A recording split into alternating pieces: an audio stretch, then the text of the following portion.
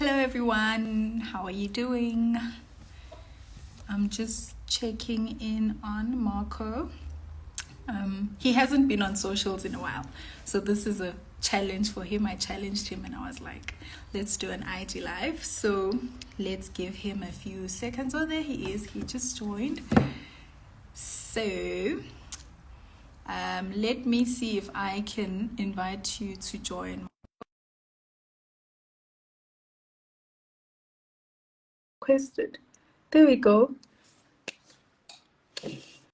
He should be on in a minute or a few seconds. There we go. Hi. What's happening? How are you? That wasn't so hard, was it? Yeah, that gives me a tad anxiety. I'm not the I'm not the most comfortable with social media. I'm just glad I got you in time and wasted nobody else's time. Welcome to Instagram. Yeah. I have a filter on. I don't really look like this, but I had to spice it up. No, man, you look That's why, amazing. and this is probably why you don't like social media, because of all these things that people can just do and these fake lifestyles. But anyways, welcome and Absolutely. welcome to everyone who has joined us. I see Tiger Crown says hello.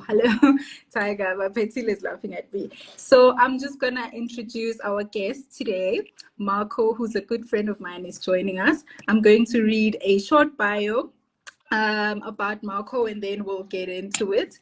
So Marco Alfama is a coach, he's a trainer, and he's a speaker. He works with individuals to fortify their psychology and push past barriers. He offers tools to equip you for everyday challenges. He started his career as a mechanical engineer.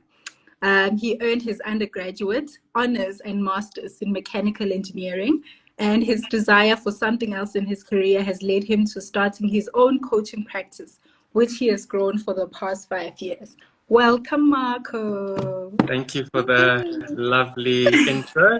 I'm happy to be here. Thank you. How are you doing? I'm better than good and better than most. No complaints here. I'm just glad to be here with you. I'm so happy with the path that you're on, and I can't wait to see where you go. Thank you, Marco. So I think what we can start with is maybe give us a short introduction of yourself. Obviously, I just read your bio, and every time, as much as I know the story, but every time I think of it, I'm like, wow, undergraduate, honors, masters, and you still said, peace out, guys, I'm done. So maybe can you share a bit about your background, your history, and what led you to where you are now? Absolutely, yeah. We actually need some wine to discuss the whole engineering thing, but this is a mental health thing, so I don't want to bring the alcohol in Wine is just yet. allowed. So I had a love for maths and anything mechanical. I'm a very big fan of any watches, bikes, cars. I had a love for it. So I thought engineering was the right fit for me. As I got more into it, I could do it. But there was something missing and I wasn't sure what that was. So I went on a bit of a journey of my own, trying different jobs, seeing what I was good at. And the thing is, I really had no idea where I was going first. You kind of get that idea when somebody else is living a certain life and they're enjoying it to whatever extent. We think, oh, they must have got there overnight. And it must be easy for them. But no, there were many nights, years of not knowing where I was going.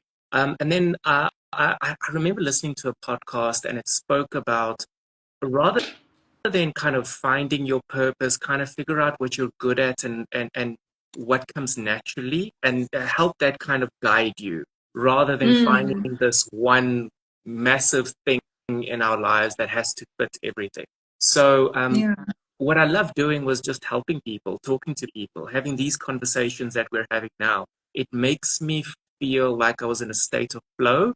So I thought, okay, how could I make a career about with that? I did some training. I did all sorts of different things in the meantime, and here I am. And now I have a coaching practice. I do some coaching gigs for companies. I've done sales training. that sort of thing. But my passion lies within one-on-one coaching. If this wasn't on social media, just having this interaction with people, I find to be so fundamentally useful and something that, yeah, can benefit anybody.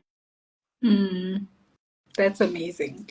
I mean, deep down in my heart, there's a coach in me I that's waiting to be there's unleashed, a coach that's in you. hiding. And you're waiting for that coach to come out. But I'm like, hey, hold on, wait a minute. So that's very interesting to find out. What I want to find out also is a lot of the time when I speak to people who are in the mental health space, people who are in the self-development space, the reason they do the work that they do is based on their own mental health experiences. Do you think that could have possibly affected or impacted your decision to get into the space? Do you have a special mental health story like a lot of other people who are in the mental health space? Or do you think you were just searching and searching until you found that one thing Yeah, that led you here? yeah, I think that's very true. I think we often have an experience that sheds light on something we didn't know before. There's a saying I love, you don't know what you don't know. Mm. And experience, we learn by two ways, either observation or by experience. Observation would be great, but it's generally a little bit more difficult to learn with, looking at others and figuring things out. But rather, experience tends to be the way most of us learns.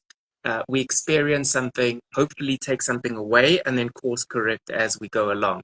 For Mm. me, that was I've always had this propensity for anxiety. So I have this sensitivity. I would call myself quite a sensitive person, not in the traditional sense maybe, but I can sense people's emotions.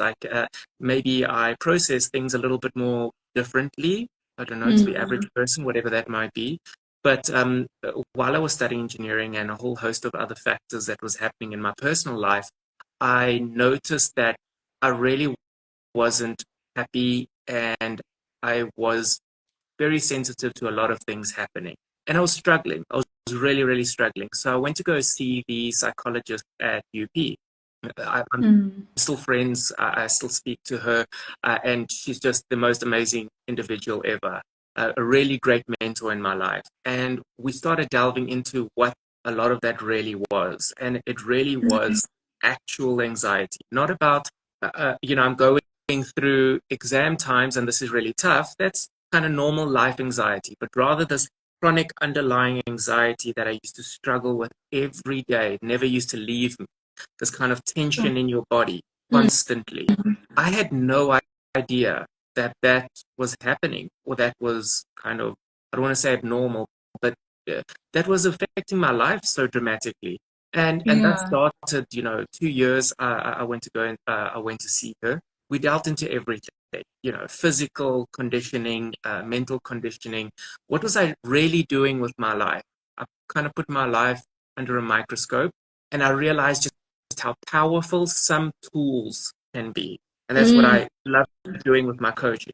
Tools Yeah. that you can use, and think about a wrench or a screwdriver or something like that. It's useless on its own, but in the right application, life change, can save your life, Mm. and fundamentally make it better. So that was my experience, and I noticed just how powerful it was to have those tools, and marry that with my passion for working with people. It was a no-brainer. Mm.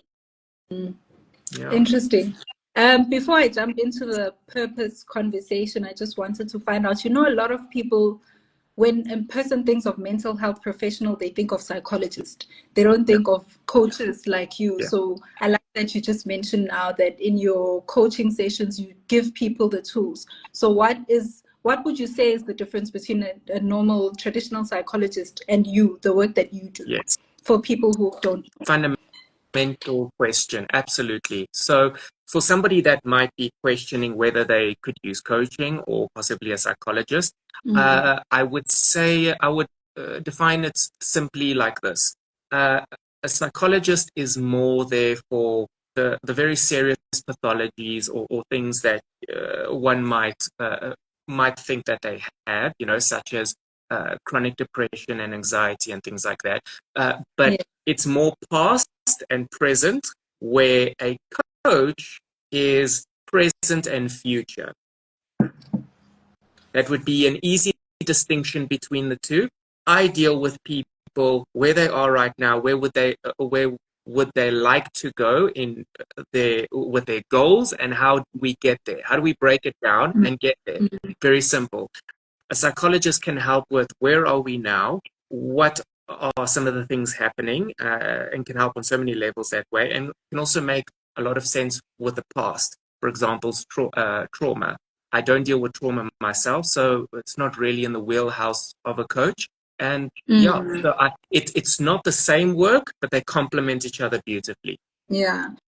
So if I came to you and I needed help with the present and the future, but I was also struggling with the present and the past, would you then refer me rather to a psychologist to handle that part, and then say, okay, Kwezi, you can come back when you're done, and then we can focus on this?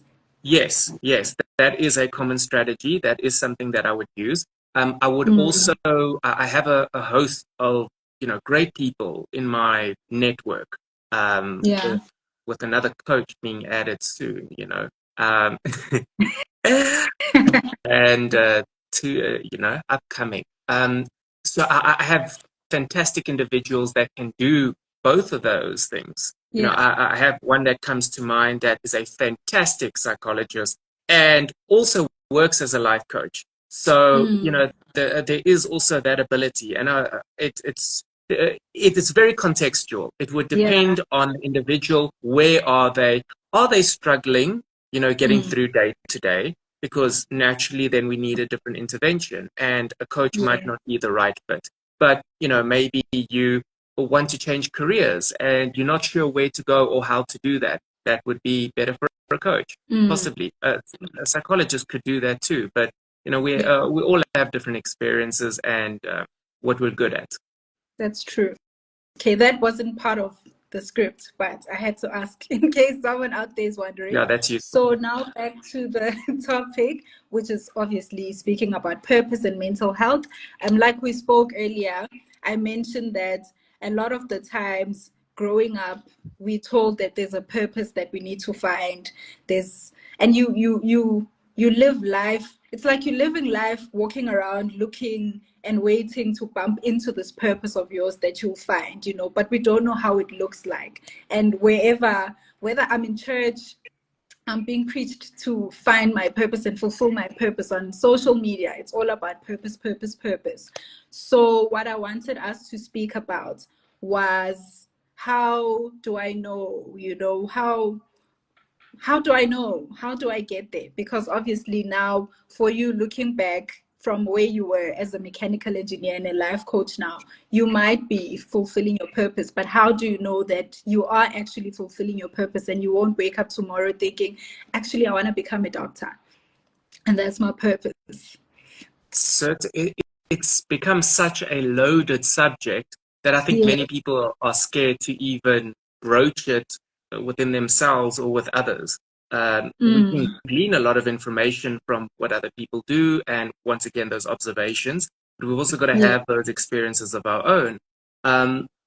And I'd like to start actually with a definition. There's something here that I think will be really useful. Let's see, where was it?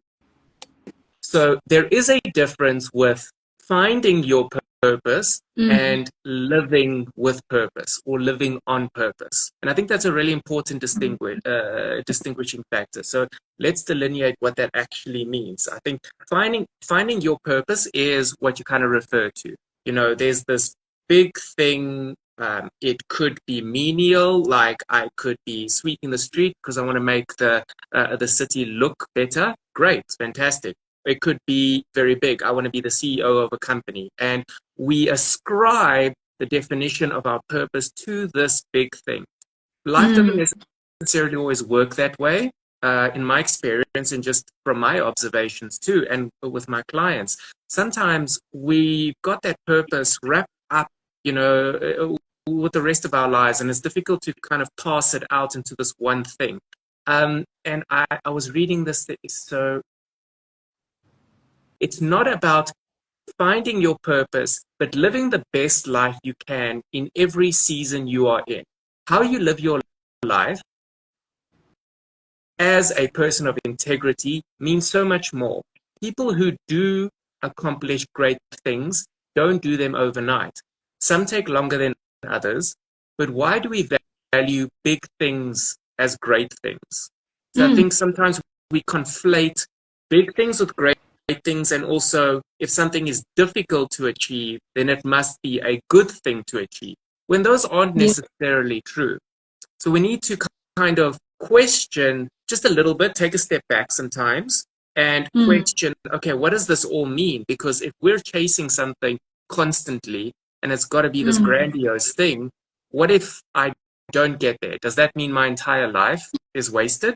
It's huge, you know. So not the most succinct answer to what you asked, but I think it's a really powerful place to start when it comes to that. yes.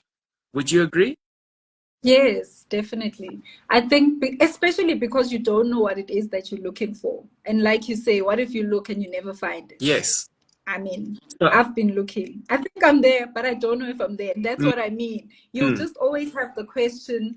And I guess it also comes with intuition, you know? I think instead of making it a logical thing, it must come with, like you said, do what you love. And then what you love is probably going to be that, because your passion and what you love and your intuition, it's all going to align, and you'll know exactly what it is that you should be doing. But I don't like how we put under pressure to look for this big thing, and we all now want to be CEOs, we all now want to be business owners, we all want to be all these grand things, and you could just be a nobody. This is part of why I left my job, by the way, FYI, off topic. But I felt like I'm tired of defining myself by what I'm doing, and I just want to strip myself of everything and not have anything, and see who I am outside of all these other things, you know, that interesting. Yeah. yeah.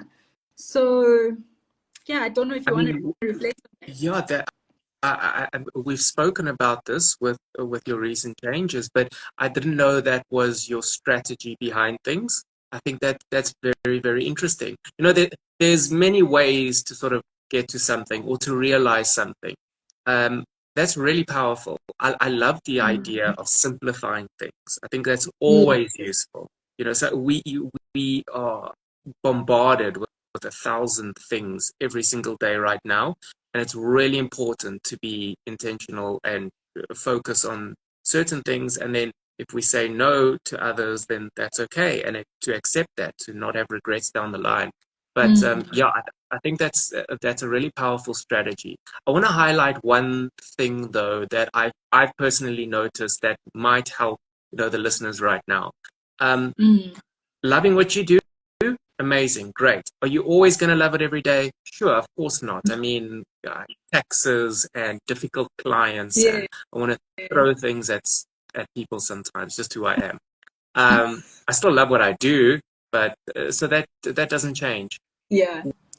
What I think is also an integral part of the equation here is competency. Mm. It's that it's that kind of animal that we don't want to recognize as in the room.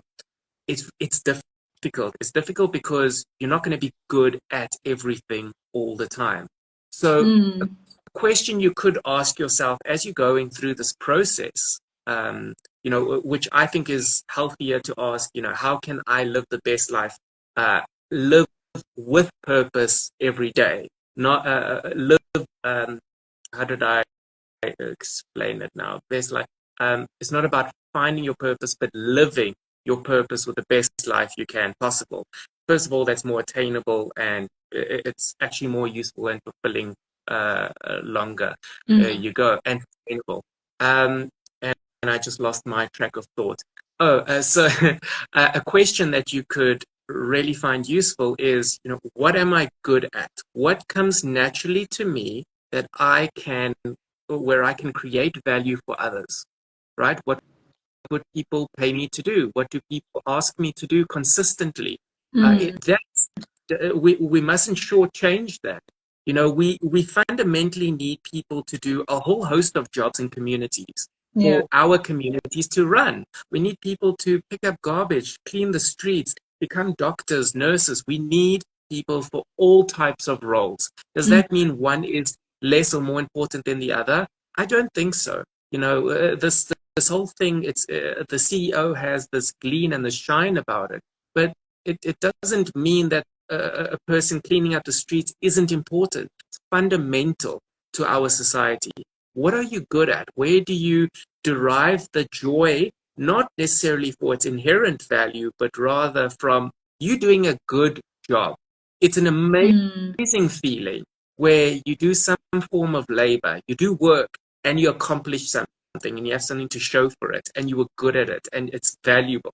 It doesn't have to be this big fancy thing. Sometimes it's Mm. just, man, you got to do the work. And then at the end, there's that intrinsic reward, and that's so beautiful. What are you good at? What can you do? Mm. Imagine if after this live, I got like 10K sent into my account because I'm so good at this. My goodness, what a dream. That's not a dream.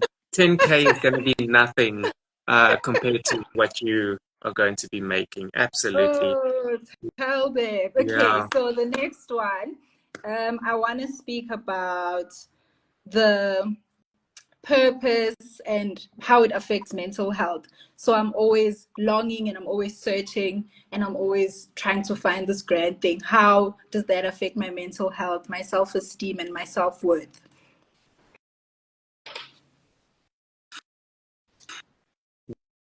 We stress about things that we value. If we didn't stress about them, chances are we don't value them as much. What does that look Mm. like? The opposite of love is not hate, it's apathy. So if I'm taking care of my grandmother right now, right overseas, she's elderly, sick, and so on, and she's in a home, take care of her life. Mm. And I stress about her because she's my grandmother and I love her, and she's always been there for me. What if I put her in a home, forgot about her, just did the taxes and whatever? Okay, done. Yeah, but I'm not stressing about it. Um, so when something is meaningful in our lives, there is going to be an inherent amount of concern and worry sometimes. Mm. Where we attribute something being important more than the other thing, that can lead us to have certain energy taken away. So if we do value our one purpose amongst everything else, and chances are we're not going to get it in the way that we think we are, that's going to take a massive toll. That's a huge amount of stress. Life is hard enough with inflation, political trouble, just it's hard. It's really, life is not easy, and I don't think it's ever been easy. Mm. There are certain amounts of challenges that come with living every day. So how do we go about this? Mm. I think we need a paradigm shift to not say, I don't have to figure it out all right now. It's an insane amount of pressure. That is going to have a dramatic impact. If we attach a certain value that isn't appropriate to our purpose, then it's going to affect our daily fulfillment and bring down all those other things that you mentioned. Self-esteem. Mm. Oh, I never got to that big thing, so that means I'm useless. I don't love myself. I'm not good at anything. That's not the truth. That's not the truth. So we've also got to be careful what we attach to what. Are you okay with failure? I would start there. Exposure therapy is a very popular and well-studied thing in psychology. So if somebody is scared of escalators, for example, then a psychologist would expose them gradually to escalators. We would Mm. start by going up and down stairs and then getting into, sorry, I said escalators, I meant elevators. elevators, you could go inside the elevator, come out, inside and out, and then eventually go up one floor, get out, one floor, get out. Then the next would go to 2 floors and so on. Exposure therapy.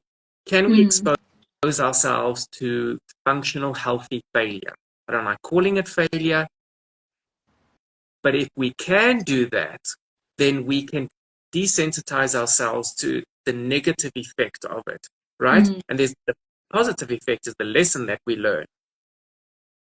That can fundamentally help us gain a stronger mindset in order to deal with living on purpose and living with purpose, because it's not going to work out the way you think it is. And if we're married to that idea, it's going to be a bad breakup. Hectic. Earlier you mentioned that there's two ways to get success. One is failing quickly and publicly, and the second one is failing quietly.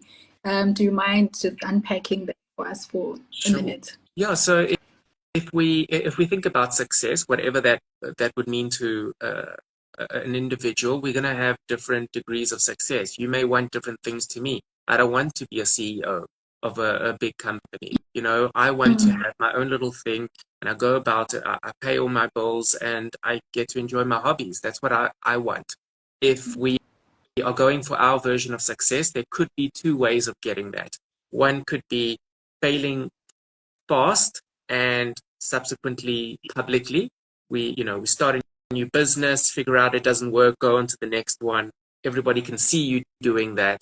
And that's sometimes tough because people think, oh, look at this person. They're wasting their time. What are they doing? Now they started another business. I can't believe it.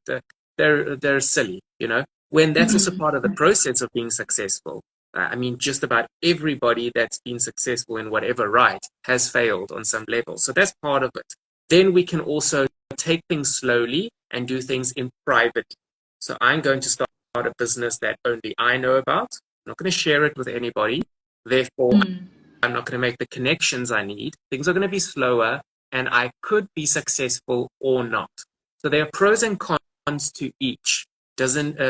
One might even be better for you than the other. For example, if you have a full-time job and you have that side hustle and you want to grow that, maybe it would be best to do things more subtly, and do things a little bit more privately before you go full out there. It really depends on your context, once again. That's true. And then how do we conquer the fear that comes with starting, either doing it public? Well, the public one is even more scarier because now everyone's going to see, especially if you have a job, everyone is going to know. The other one is more, it's safer, but still a lot of people struggle with fear of the unknown, fear of starting. How do we conquer that fear and the self-doubt that comes with it? Give yourself evidence of the contrary. Fear is this imagined thing, right? In the beginning. It's a narrative that we give ourselves, and narratives stem from something. I failed. I remember I went to, we had entrepreneurship day at school. I don't know if you ever had that. I was so bad at it. Once I made cookies and I like these biscuits and they were terrible and I lost money at the end. I remember it. And I was like, business is not for me. That narrative stuck with me. Business is not for me. How sweeping is that, right? What? Are we talking about being a consultant in a specific firm? Is that business, or is it self-employment? What business? Because now I've ruled out all employment just because in 3rd or 4th grade, my cookie business failed. And now I have this narrative I'm carrying around with me everywhere. That's not going to be helpful. So our narratives stem from somewhere. To counteract that, we've got to give evidence of the contrary. And I would start with small things. How can I be aware and intentional about giving myself evidence of my commitment, my competency, my value, and base them on things that are within my control and not outside of my control? I would start there. I would say to myself, today, Marco, you're going to contact one person that you haven't spoken to in a long time. and you're just going to have a conversation with them.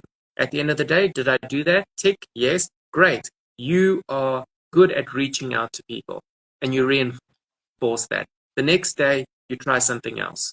Give yourself evidence. So you're starving the one animal, and you're giving food to the other. There's not going to be a solution of forget your fear, it will go away. It's not going to work. It doesn't. The most successful people in the world still have imposter syndrome. They still have areas of weakness. They still question themselves. Part of the process. And if you don't question yourself, you're, I might just say, like, that might be arrogance. Yeah. That might be a bit arrogant and narcissistic to think, oh, I've always got it figured out. I think it's good to question yourself. I think it's good to sometimes check yourself. Am I on the right road? Get the right mentors. Get the right people. Don't ask people's advice that hasn't gone through or achieved what you are looking to achieve. That's silly. I'm going to go to my friend that's never been in a relationship and ask him about my marriage. It's all good to my friend. He's a good friend, but he's not going to know what it's like being in a long-term relationship because he's still on a different journey. So get people around you that have been in the journeys that are similar to what you are going through and learn from them. That's true. I can attest to the whole thing of challenging yourself. And I've been doing a lot of that the past few weeks, obviously. I remember there was a day where I was like, I actually want to learn how to create a new website, and I went onto WordPress and I did it. And I failed so many times. And it's that whole thing of failing silently. And I failed so many times. That thing crashed. It crashed again, by the way. I don't know what happened, but it's gone again. Yeah. But that's not the point. And by the time I was done with that beautiful work of art, I was like, you know what, if I can do this, then tomorrow I can wake up and I can do something else, So it really comes with just doing it and doing it and doing it. Whether people know that you're failing, you can post on your status and you can cry about it. You can phone a friend, you can cry about it. Or you can just fail in silence like I did. And now I'm suffering because my beautiful website is gone and I have to do it again. And there's probably a lesson in that because maybe there was something that I didn't do right the first, the second, and the third time. And maybe I'll do it right the fourth time. If I don't, I can try it again, And also, I just want to speak about, on that point, I want to speak about perfection and anxiety. Do you think there's a link between the two, perfectionism and anxiety? And if that's the case, is that something you may have struggled with? And if yes, how did you manage that? Or how do you manage that? Yes. No, great. First of all, I have to say I love your website, the one that you shared with me. Really awesome. I genuinely mean that. I've gone through so many websites. I'm currently starting a new one. So my current one it's down because I'm starting a beautiful new one. And but I've gone through so many, and wow, yeah, I really liked yours, genuinely. So great job. And you started on WordPress, which is like the hardest platform, by the way. You could have just gotten an AI one, man. Like your WordPress is one of the hardest ones. Perfectionism, absolutely. I wouldn't call myself OCD. I don't technically have OCD, but I have OCD tendencies, and it does hold me back. I want to do things right the first time, perfectly. Probably the one thing that holds me back the most. And I've really meditated over it for quite a while. I think, and my psychologist helped me with this, there is functional control and dysfunctional control. And I think the same applies to perfectionism. There is functional perfectionism and dysfunctional perfectionism. A certain degree of detail orientedness with your work is great. In fact, that could be your distinguishing factor. I would proudly say that I'm very detail oriented, which is why I think I've gotten a lot of jobs in my life, because they saw that this guy's going to look at the details. And I pride myself on that, and I like it. It's part of my brand, whatever you want to call it. It's a work characteristic. Then again, there are days where I can't get past a task because it's just not right. Because in my head, I have this vision of something, especially this happens in the beginning. Like I wanted to be a coach in the beginning, but I didn't know anything. So I started studying. Eventually, I got my course and I got my first client. And in my head, I'm this great coach, but in practice, I'm nowhere there. So there's this massive disparity with this idealized version of myself. And then I think, oh, well, I must be crap. I must be delusional about it. When I need to start with 0 clients and not having experience. That's where everybody starts. And then I think, okay, well, if I'm not good enough, if I'm not perfect, and that's it, it's not worth doing, which is once again a lie. It's a lie from that fear that we hold within. So there, you can ask yourself the question, is this dysfunctional or functional? That's what I do a lot of the times. I'm not one of those coaches that says just throw away perfectionism. There is a good side to it too. In fact, oh, this is a controversial thought, I would say. I think a lot of people could do with putting in more attention, taking more time with their work, looking at spelling errors and things like that. It shouldn't stop you from doing the work. Okay, that's not the trade-off that you want. But if we put in that attention and value our work, people start to notice that. I work with certain individuals because of the pride they have in their work. It's not they make mistakes. It's not about the mistakes.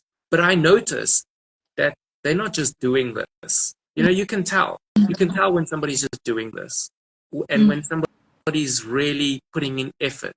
And I think we could do with more of that sometimes, but that's my controversial opinion for the day. So if you're not sure, I would say calibrate yourself with somebody. Find someone that is successful and perfectionistic and see what's holding them back, what isn't. And I would look at somebody else that's maybe perfectionistic and see, okay, are they successful? No. Why not? What are some of the pitfalls that I could be aware of there? And your question, what was the other one you mentioned? Perfectionism and does it link with anxiety? Anxiety, sure. Once again, it comes up with stress. If you value something, you're going to stress more. And then it comes down to the practice of attachment and detachment. And I'm still learning a lot of that. If I'm attached to everything, it gives me identity and value, right? This moniker that I used to have, I am an engineer. Did that take long? And I won't lie. There are times when I introduce myself and they're like, what do you do? And I'm like, I don't want to have this conversation of like, I'm a coach. And then they're like, what coach? What's a coach? But I don't want to have that conversation. So sometimes I'll just say, no, I'm an engineer. I just don't care because it's an easier identity. And they're like, oh, okay, great. I just don't want to have that conversation. Yeah, it's true, technically, but I'm still holding. Oh, you make me laugh. Oh, yeah. So that took me a long time to let go of that identity of I'm this person that achieved something that in society is seen to be a difficult thing. And I still hold on to that in my head sometimes. So like, I am that. But my identity is way more than just a career path. So much more than that. It's integrated within me. I'm an engineer and that. I'm not the sum of my failures. I'm not the sum of my degrees. I'm not the sum of, the girl or guy I went out with, and that's my identity. I have to detach from those things because those aren't truly the things that are fundamental to my being. So what is? Now, how I treat people, what I value in life, what do I sacrifice? What are the things that I prioritize? Those are things that are more useful to us that we can build on. Does that make sense? Yes, it does. So what we attach ourselves to is important.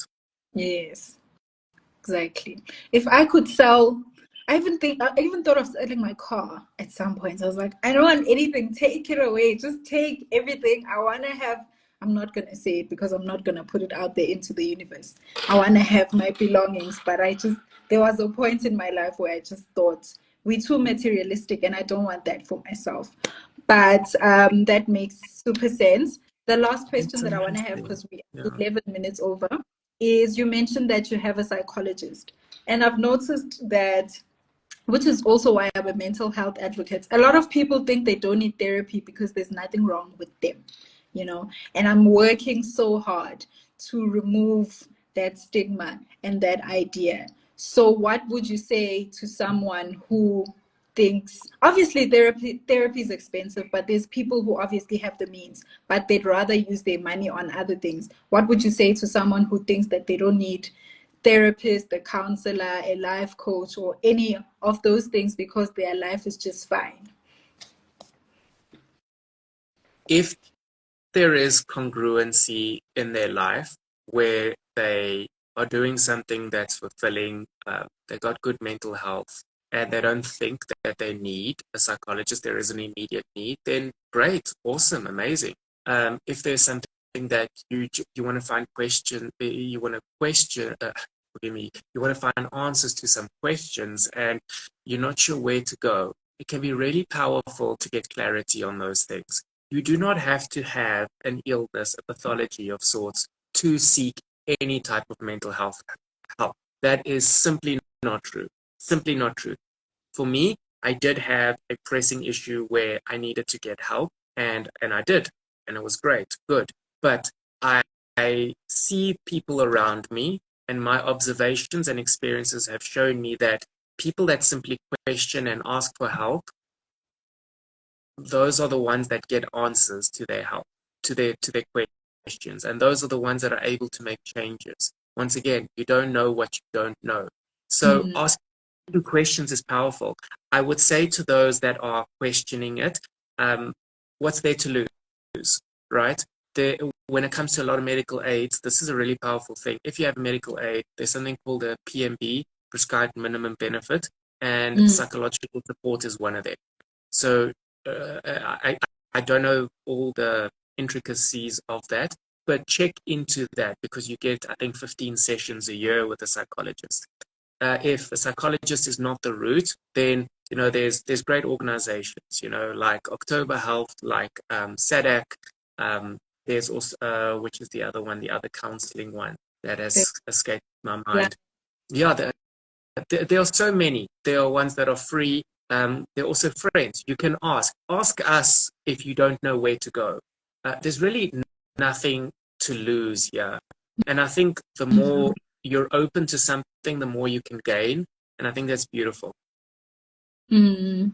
Amazing. Thank you. Last question. Are you taking any new clients? If anyone was in the session and they thought, oh, I would love this guy to be my coach. Are you open to taking in new clients? If you are, let me know so I can add your details on the thingy afterwards. If you're not, that's also okay. Yes, no, I'd love to say that I've got no more space for the next 2 years. But no, yeah, no, I am taking in clients. I'm still in the process of, being all famous and stuff. No, but I don't actually want fame. It's a different conversation. Um, Yeah. but yes, if anybody wants me as a coach, they can email me. Should I give you the email now or later? But it's quite simple. It's coachme at forgetnormalcoaching.com. Coach Thank you. me I'll also at forgetnormalcoaching.com. Thank you very much. I'll add it on the caption. I'll save the live and then I'll add it on the caption. And then whoever needs to contact you, they will do so. Yeah, Thank you very much. I could easier have than this conversation for the next 3 hours because I there's a know. lot. There's so much. I know. About. I know there's too many, But but we'll do podcasts and other things. And I've got so many questions about you. I feel like you asked me so many things, and there were so many things I wanted to ask you. And then I'm thinking, no, but I'm going to have no choose one. time. Pick one thing to ask me One before we end. thing, one thing. What has spurred you on to this journey where you want to help other individuals maybe destigmatize or uncover the lies of mental health and find out the real truth? What's really spurred that on within you?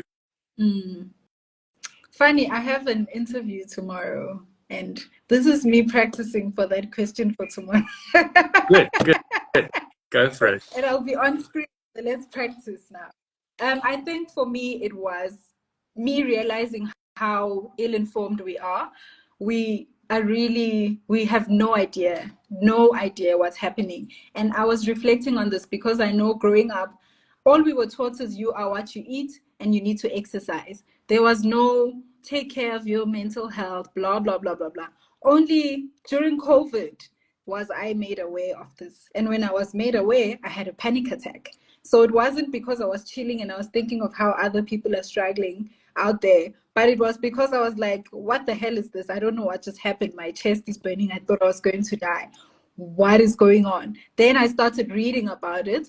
And in me reading about it and in me having conversations with other people, I realized that, my goodness, we are so lost, and that made me want to have more and more conversations and raise awareness and speak to therapists and speak to counselors. Lucky enough, around that time, I was able to work in the mental health space, which I think is what added a stamp of approval in saying that this is actually really what I want to do, because I believe that everything starts from the mind. And if we can conquer the mind, then anything else is sorted. I don't know if that's good enough for my interview. That's beautiful. That's beautiful. I have 3 follow-up questions, but that's for another day. You know what I like about your process, and as like a last message here, if you are on this journey for purpose, clarity does not come from cognition only. You can't think your way to a clear solution or to a clear path. Sometimes you actually have to do, right? Or if I want to start a business, I'm not sure which business to start. Just start a business. You'll figure out what you need to do as you go. Like you just said, you had this previous job. It was that stamp of approval, right? You did something and you got an answer from that. Sometimes you're not going to, I'm going to meditate today and I'm going to solve all my problems. Just sometimes do something around you. Look at what needs help. Go and do it. And then all these things will come to you. Clarity comes from that. And I think that's super powerful. So yeah, Kwezi, I could talk to you all day.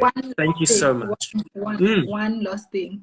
I truly think and believe that Nike has the bestest slogan ever on earth. And the more I think about it, the more I'm like, my goodness, this was genius. Yeah. Because truly, really just do it. If it were up to me, I'd only wear their clothing, even underwear and all that. Clothes, shoes, bras, everything, hair, because it just represents something so simple that we all should be doing, but it's so hard, obviously, because we in our heads a lot. But I just wanted to end with that. Thank you, Marco, for joining me. And I look forward to having more conversations with you in the future, whether on this platform or whether it's going to be on TV somewhere, or I don't know. We'll see what the future holds. I'm so proud of you. I'm sending, and I don't mean that in a condescending way. I'm just like, as a friend, I'm so flippin' excited for you. Just huge, big, loving hug to you. And I can't wait to see where you go.